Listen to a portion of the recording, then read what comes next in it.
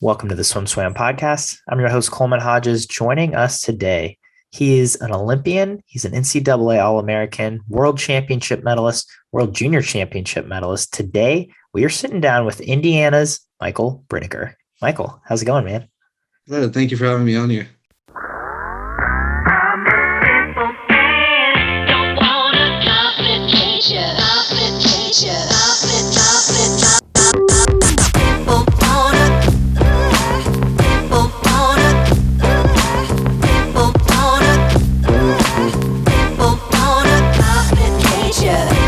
So most recently, you were in Abu Dhabi at the short course World Championships. You swam open water there.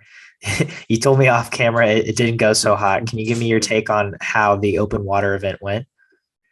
It just didn't go too well for me. I didn't place that well. I was around 40th in the 10K, and then I was also on the relay. And I also just didn't feel like I performed as well as I should have. Going into the meet, I was coming off a really good training, so I thought I was going to go in feeling really well. And then the travel really got to me. I was really just tired the entire time, those first couple days I was there, and I think it took a lot more out of me than I realized it had. So it was just a little frustrating to go through, but it's just one meet. I have a lot more to go. So. I went to that meet as well, and I feel the same. I was tired the entire time I was there.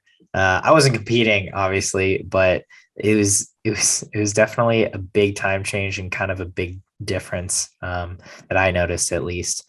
You were slated to swim the 1500 as well, but you ended up leaving early, as did I.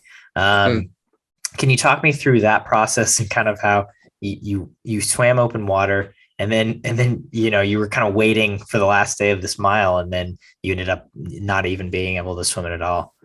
Yeah. So, part of why I had a rough time adjusting over there was I had a bit of a head cold, I think, which was rough. I was scared it was COVID at first, but I took 3 tests before I flew out. Had the test when we got there, and then I took 2 or 3 while I was there, and I tested negative on all of them.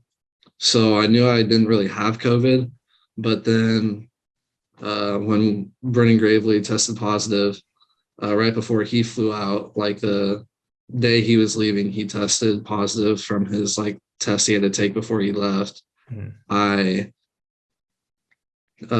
I found out about that, and I wasn't that close. Well, I don't really know what they were considering close contact there. So, but we did the open water races together and stuff, and we were in the team area together, but we had our masks on at all times. So I wasn't too concerned that I could get it wasn't too concerned that I'd get it from him, but the fact that he got it tested positive, and then there was I was hearing rumors that lots of other teams were having positives. I was kind of worried I would get it then, just from someone else around during the meet. And I heard there was a 10-day quarantine then once you tested positive, and it's right before Christmas. I really didn't want to stay. And then after having a rough time in the 10K, I didn't really think it would have been good for me to stay. It wouldn't have been worth it for an okay to maybe a good 1500 to get stuck there for 10 days. So I just wanted to get out of there before I'd get stuck. Understandably so. Yeah. I ended up doing the same thing. I left early as well because there were so many COVID scares, and it was right before Christmas, and it was the meet had kind of a weird vibe to it with all of the COVID restrictions in place. Obviously, they're there for a good reason, but it was a bizarre meet for sure. So I'm glad you were able to leave safely. That's definitely a positive. Since returning, how has it? How has training been? How has competition been for you? I always train kind of rough right after Christmas. I don't really know what it is, but I'm not training as fast as I do. So I just really, the past couple of years, started focusing on just showing up to the workouts, giving my best effort, not worrying about the times. So I got through that week, and then after that, I've just been like continuously building and having better and better workouts since then. So everything's been going really well since that. So I've been Nice. getting really excited for the end of the season with Yeah, with we're NCs. I don't know what's going to be after that yet. So yeah, how I've been talking to quite a few athletes about their reaction to the news that, world champs are postponed now, so we don't really know what's next. Have you given any thought to that? Did it hit you in any certain way, that, knowing world champs wasn't really going to happen this summer? well, I mean, I have the main focus of Big Tens and NCAAs first because that was always gonna come beforehand. So I've been more mentally preparing on that, and with that, I think it's helped benefit me that I haven't like been freaking out that I don't know it's like gonna happen. Uh, like I don't know like what meets I'm gonna end up doing this summer now or anything like that. I've just been kind of just getting ready for that, waiting to hear like confirmed news about like what USA is going to have us do for this upcoming summer and any meets that they might have for us. So right now it's just waiting for all that and focusing on Big Tens and NCs. Yeah, what else can you do, right? I mean, Yeah, yeah. that's about all you got. But that seems smart. And so let's talk a little bit about training. Obviously you're a very distance oriented athlete, especially for the Christmas training and coming right out of it. What does that look like for you? Are you throwing down 10K practices? Are you doing 100K weeks? What what does your training schedule look like? Uh, well, practice wise, I do doubles Monday, Tuesday, Thursday, Friday, single Wednesday, Saturday. I have weights Monday, Wednesday, Friday, so I have that. And then most workouts I average probably I'd say around 8,000. Um, this year, since coming back, I've really started focusing on having my main sets be a little longer than they had been the previous year, just because I feel like that's a main part of how I keep my endurance up. So coming off or like right after Christmas, the workouts have been main sets were 3,500 or more. In the afternoon workouts, the morning workouts have mainly just been working on some power on Monday, Friday. Tuesday mornings are shorter interval kick sets. So we have a short interval kick set we do, and Thursday mornings recovery. But for the most part, it's how we've been training for the most of the year. But it's been a lot. The main sets have been around 4,000 really. Like Monday and Wednesday are Mondays usually around 4,000 to 4,500. Wednesdays we actually is our challenge set in the afternoon, and we do uh, anywhere from 5,000 to 7,000 main set, and that practice is usually around 9,000 to 10,000. But then the other workouts are less than that. Around Tuesday is 3,500 usually. Thursdays around 3,500 as well, and then Fridays 3,000 to 35, and that's a short interval set we usually do. Okay, so let's dive into this a little bit. Power.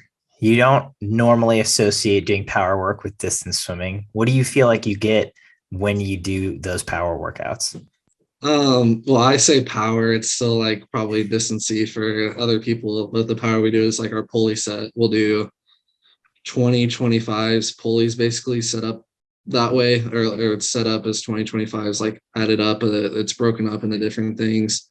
I've started doing different strokes and stuff to work on my 4IM.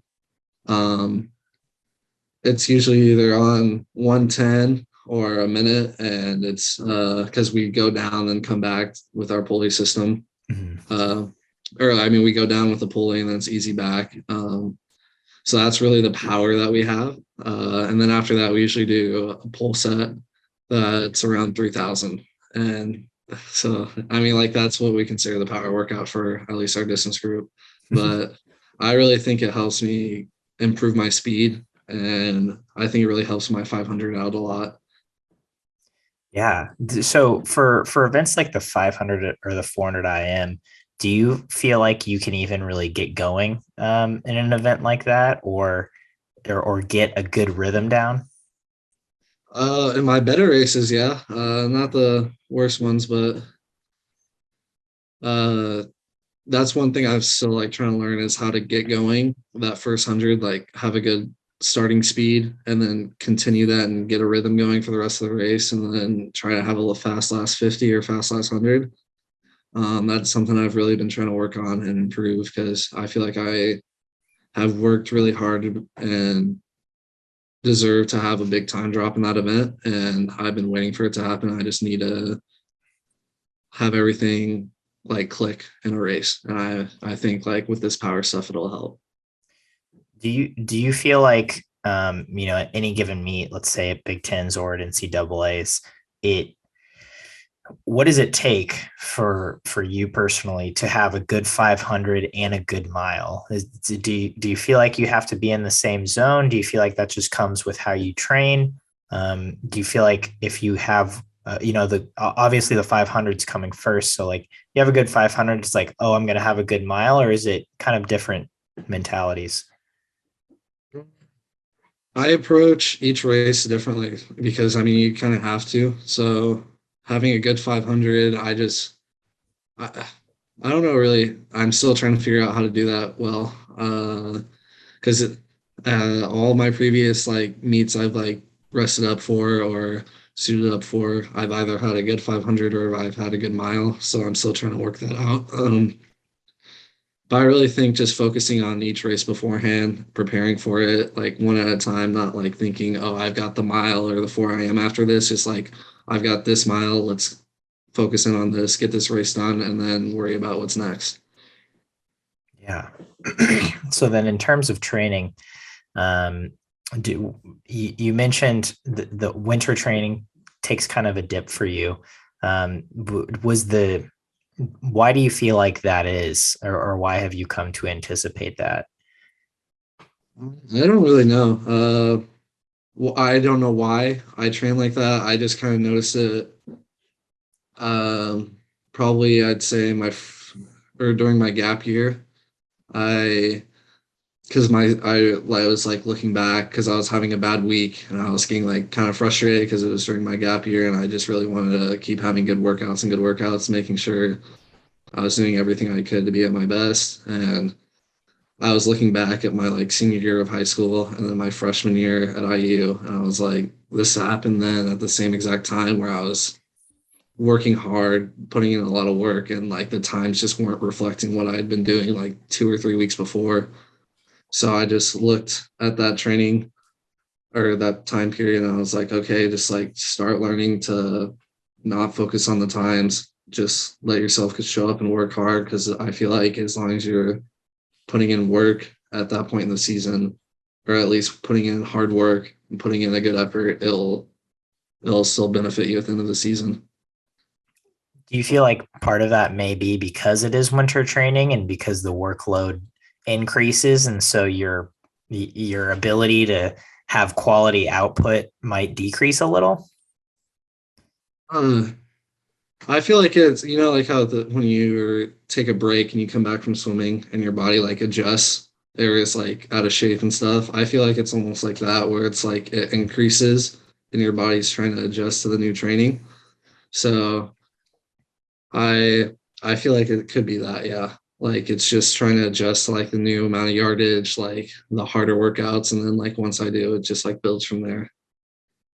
Do you notice physically or mentally when you do a 70K week versus an 80K week versus a 90K week? Can you kind of tell the difference, or is it just like, yeah, there's a lot of training this week? It kind of takes a couple weeks for me to like for my body, I guess, to and mentally to notice like the toll like those longer weeks can take on me. Um, it's really weird with me because like I'll be like doing these really long hard weeks and I won't feel like each workout I go to after like a really hard workout, I won't really feel it. And then like that next week or the week after that, I'll just be like, wow, I'm just like mentally tired. I feel really sore. And it's like I'm doing less than I was doing like the couple weeks before. And it's like, why do I feel like this now? But it's something I've learned that like I go through. So I would just try to adjust to it, like try to calm myself down and make sure I don't overreact to it. You obviously swim distance events. What why is that? What's your reason for either competing in distance, for loving distance? Because it's not the most common Yeah, of events to swim.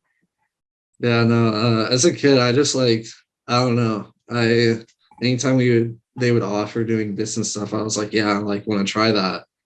And then like I kept doing it just because I was kind of good at it, I guess.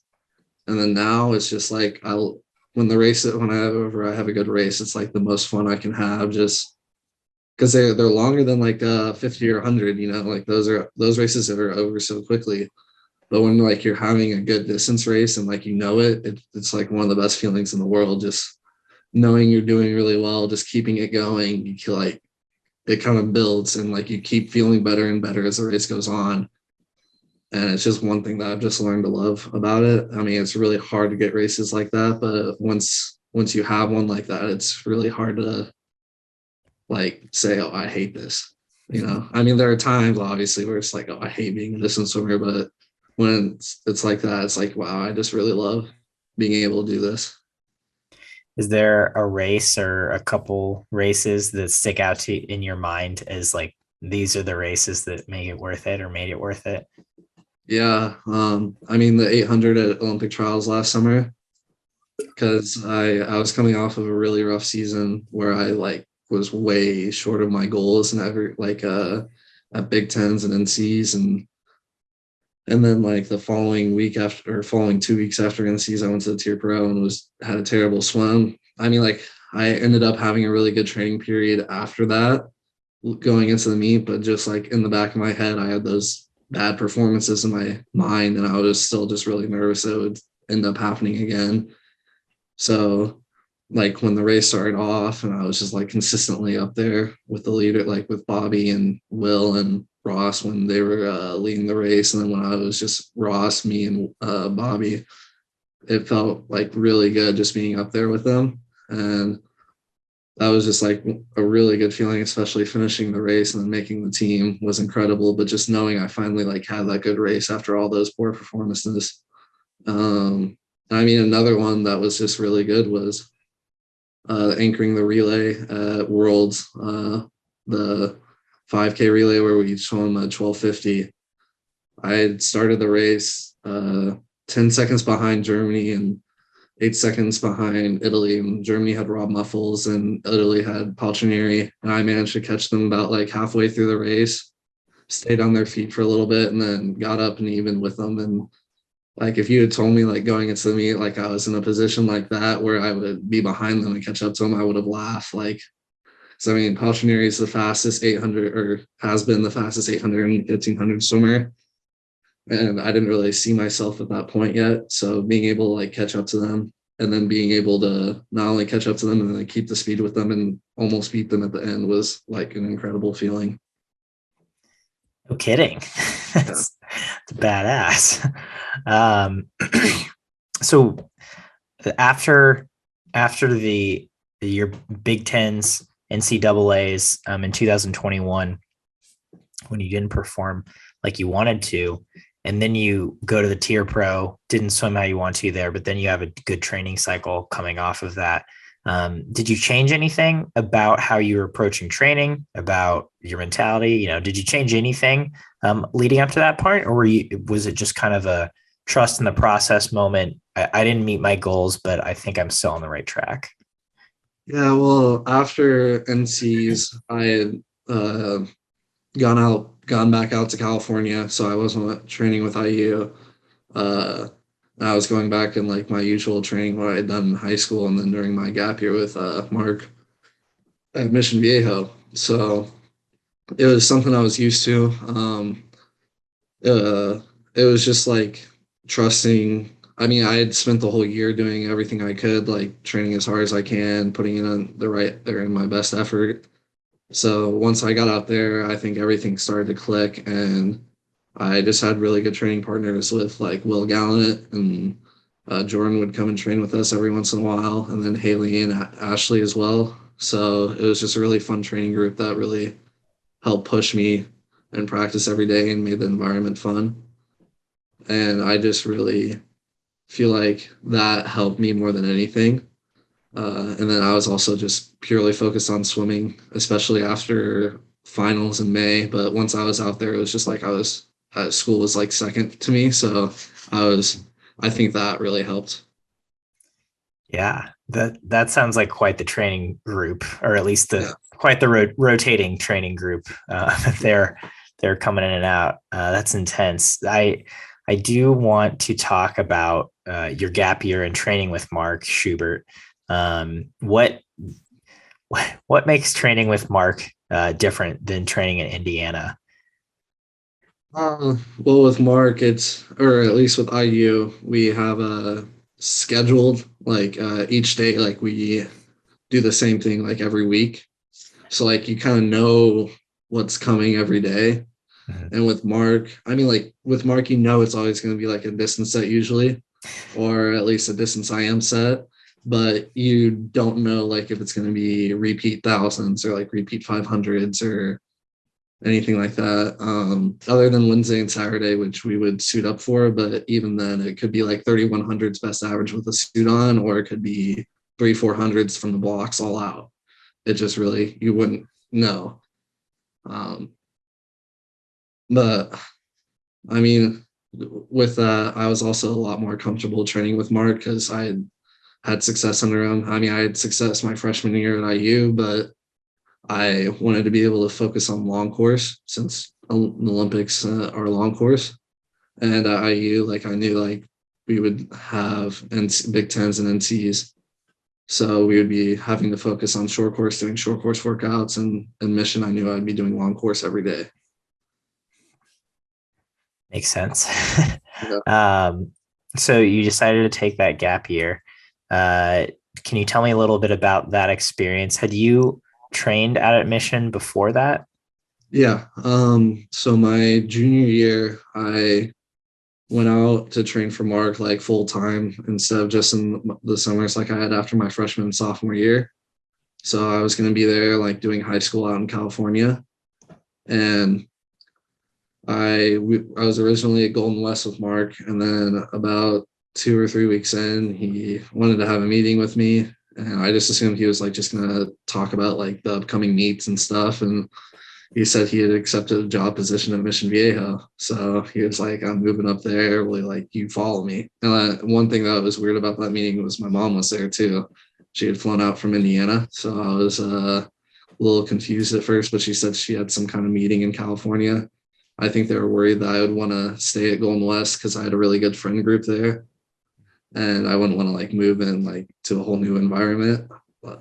So I said like, no, I want to go. I'll follow you there. Like I want to be able to train with you. And so I followed him to Mission Viejo, and I'd spent most of my junior year then, and then my senior year out in California with him.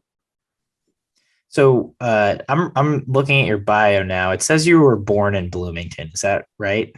Yeah, I was born in Bloomington. I lived in Bloomington for 8 years, and then we moved to Columbus, Indiana, and I lived there basically for another 8 years until my junior year. Okay. And then you moved out to SoCal. Yeah. Um, okay. So Indiana and California. That's cool. Yeah, I didn't realize you trained with Mark in high school. Was was he this pretty much the same when you trained with him then as during your gap year? Yeah, of course. Yeah, he's always the same. I don't know. He doesn't really. I mean, he's changed from what I've heard about like how he was as a coach in the '80s to how he is now. We don't do like 10K workouts every practice. I mean, it's a little less, but still, we're still doing a lot. Yeah. So during high school, did you have training partners once you moved to Mission? When I moved to Mission, uh, the people that I mostly trained with were I had Noah Bruin, who's now at Harvard. He was someone I did distance workouts with, and that was really my junior year. And then my senior year, the second semester of it, we had a Chinese training group. The Chinese national team, like part of their team, come out and train with us. And one of their guys, his name was Shu. I can't remember what his last name was, but he was a really good training partner I had while I was out there. Nice. What was it? Weird. Were your parents out there with you, or were they back in No, Indiana? no, I was with a host family. Okay. What was that experience like? Uh, at first, it was a little difficult. I'm a little more introverted, so it was a little uncomfortable. Like for me, like trying to like open up to like this new family and like get used to waking up every day and seeing a different family and not seeing my family. So I struggled a little bit at first. Like the first night I stayed with my host family in Mission Viejo, I didn't come out of my room because I was too scared even to have my dinner because I didn't know like how to interact with them yet. And then after that, it was really great. I had the same host family my junior and senior year as I did during my gap year. And then when I went back out to Mission this past year, it was the same host family. So they've been incredible. I feel like they really helped support me. I couldn't have done what I'd been able to do without them. That's a very touching story. That's really cool that you got that opportunity. What brought about this opportunity? What when you were in Indiana, what brought about the, oh, maybe you should go train with Mark? So my mom had trained for Mark. She had kind of done the same thing when she was in high school. She was from Bloomington. She moved out, or she went out and stayed with the host family in Mission Viejo, and Mark was originally coaching Mission Viejo. So she had that relationship with Mark, and around my freshman year, the club team I was on was having coaching changes, and I spent like pretty much all of my sophomore year with my mom coaching me, with me doing Mark's workouts. Uh, so she had been pushing me since my freshman year to do it, and I just like wanted to stay home. And then eventually I was like, all right, like I need to go out and do this. Like I feel like it would be best for my swimming if I was there personally with Mark, getting his workouts and doing them. So I my junior year of host family in Huntington Beach, where Golden West was, so that they would host me, and then I went out there. And then thankfully, when I needed to move to Mission Viejo, I had a host family there as well. Nice. Um, so when you did make the decision to finally move out there, what what is it that you wanted to accomplish with your swimming? I mean, like you said, that's a big shift, especially for someone who is more on the introverted side and not seeing your family as a high school kid. What did you want to get into a good college? Did you want to make the Olympic team? Did you have specific goals in mind? When I originally went out there, I mean, my lifelong goal has always been to make the Olympic team. So that was really what I was working for. I wasn't sure when I would be able to, but I just knew going out there would really help me. And so that was just always the goal in the back of my head. The main goals I had when I originally went out there were just dropping time in my events, setting myself up to, because it was my junior year, was setting myself up to get talking with good colleges and try to get as much or get faster as I could so I could be able to go to good colleges. Yeah. What was Indiana always on your radar? Uh, when I was younger, I always wanted to go to IU, and then I stopped thinking about colleges as much my freshman and sophomore year. And when I started talking to colleges, they were honestly like kind of low on my radar. I was like, I don't really know if I want to go back. But then when I started seriously talking to schools, I kind of realized growing up here, like this is the place I felt most comfortable, and IU is doing really well, and I felt like I couldn't really go anywhere else. This is like my home. So I feel like it ended up working out perfectly. Nice. So yeah, I mean, obviously you've been there. This is your third year there now, but with Yes. the gap year, I Uh-huh. guess, kind of whatever. Um, so then I do want to talk about Olympic trials. You mentioned it earlier, but heading into trials, I think you had mentioned you weren't super happy with how that season had gone.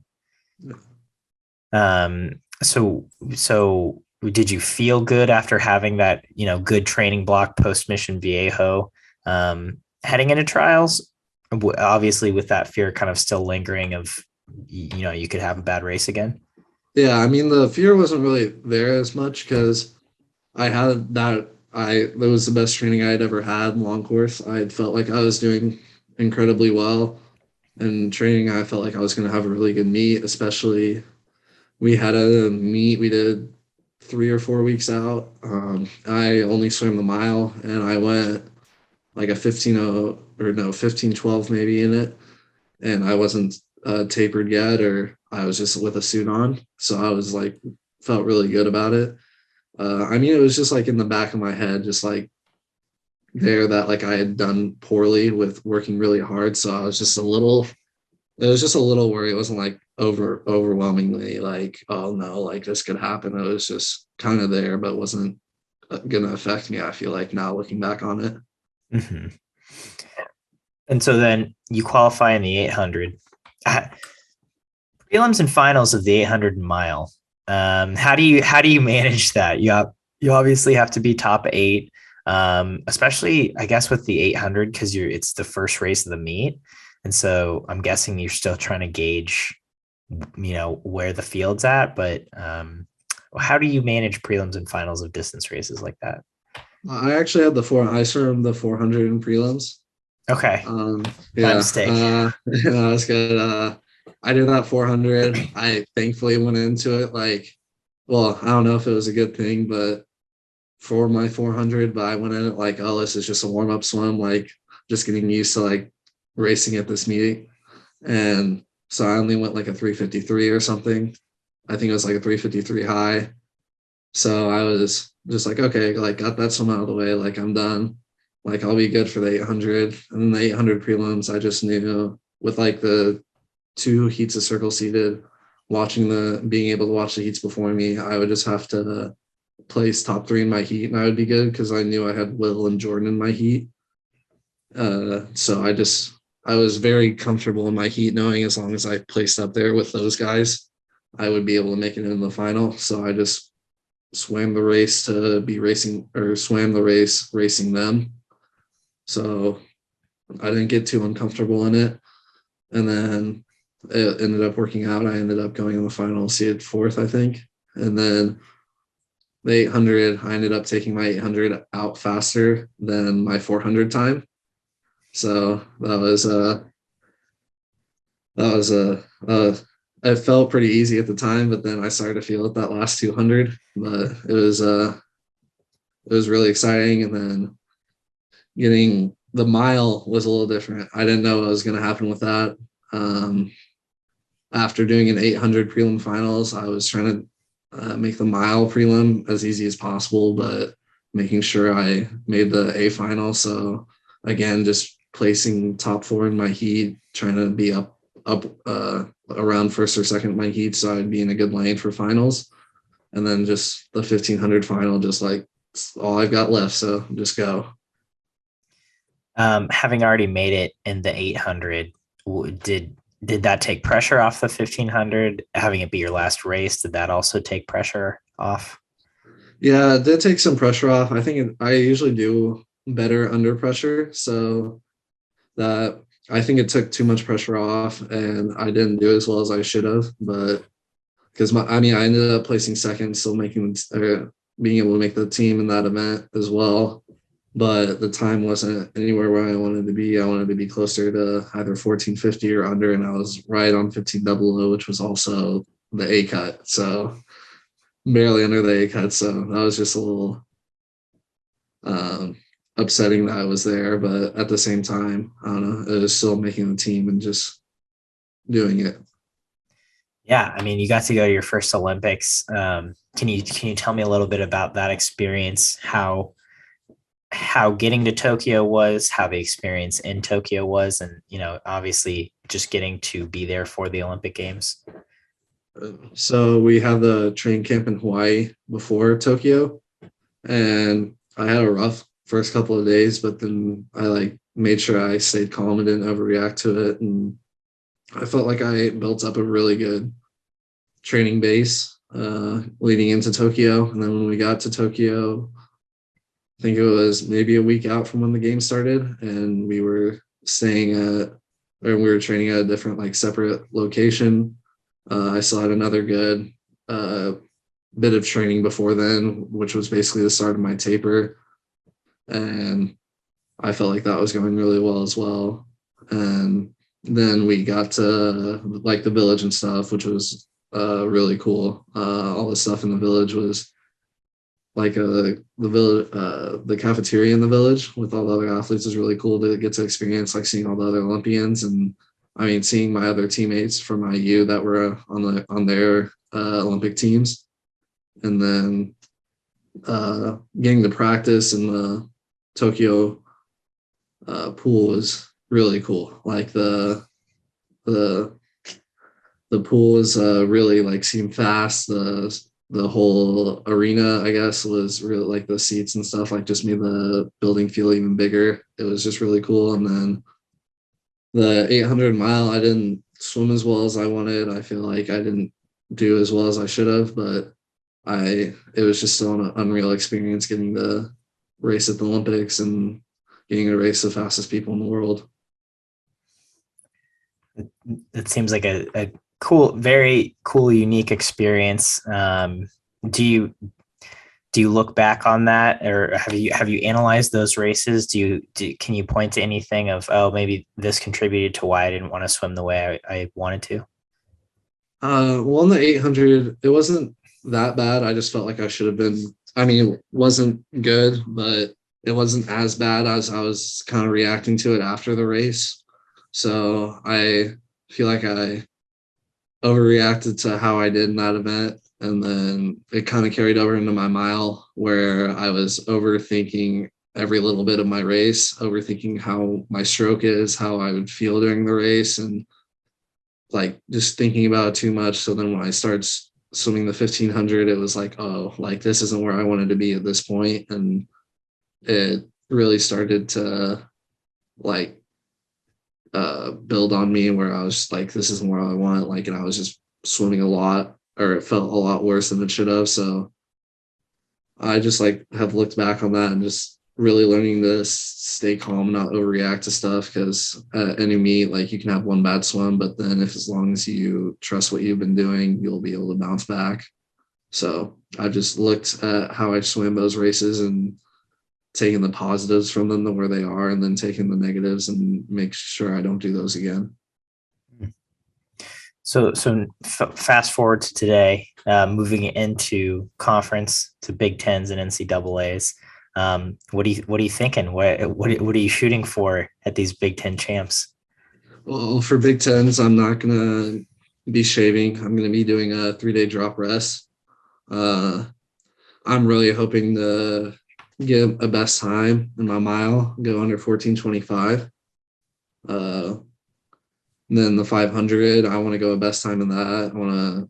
I want to like push for winning the 500 at Big Tens. So having a best time around like 4:10 to 4:12 would be great, because I feel like that's been a long time coming, going that, even without like the full taper and stuff. So, and then in the 4 a.m., I just really want to Big Ten just try to get close to 3:45 or faster. So I'm in a better heat at NCs. And that NCs in the 500, I want to make an A final. I want to like try to go under 4:10. The 4 a.m., I want to see if I can make it back. That would be good. So closer to 3:40 then. And then in the mile, I really want to try to race Bobby and try to win it. I don't know that I know I'll probably take around 14:10 or faster. And so that's just really what I've been working towards this whole season. So I really think as long as I keep doing what I'm doing, I'll be good. Those are exciting goals. Yeah. I'm fired up just listening to them. But I'm now doubly excited to watch Big Tens and NCAAs. Michael, I really appreciate you taking the time to sit down and chat with us. Any parting thoughts before we sign off? No. Just thanks for having me. Yeah, absolutely. You've been listening to the Swim Swam podcast. Stay tuned for new episodes every week. You can take Swim Swam podcast on the go by subscribing on your favorite podcast platform. Look for links in the description below, and be sure to subscribe to our YouTube channel for more videos as well.